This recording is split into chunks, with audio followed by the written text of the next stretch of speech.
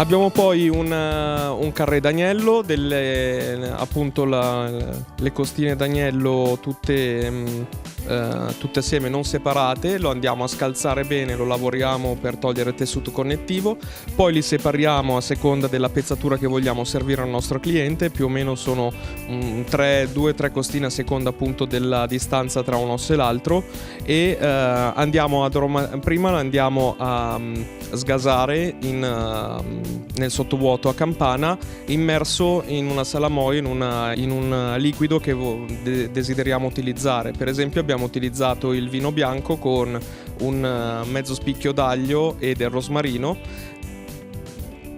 Abbiamo creato una marinatura forzata sgasando il nostro agnello già tagliato a pezzetti, immerso in un liquido nel liquido che preferiamo. In questo caso abbiamo usato appunto del vino bianco con un pezzetto d'aglio e del rosmarino.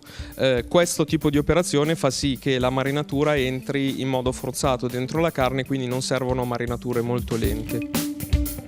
L'abbiamo poi messo sottovuoto una volta asciugato, tolto dalla sua marinatura. L'abbiamo messo sottovuoto dopo averlo cosparso di zeste di limone grattugiato.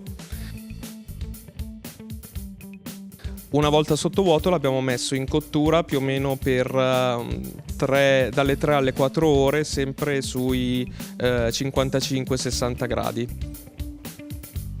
Una volta estratto lo andiamo a rosolare in padella antiaderente per segnarlo, e volendo si può anche passare in un pochino di panur tostata fatta con pan grattato tostato in padella antiaderente senza grasso, senza olio, senza nulla, e poi si frulla questo pan grattato ormai reso vitreo con un'erba aromatica di nostro gusto, per esempio un bel prezzemolo che crea una panur verde.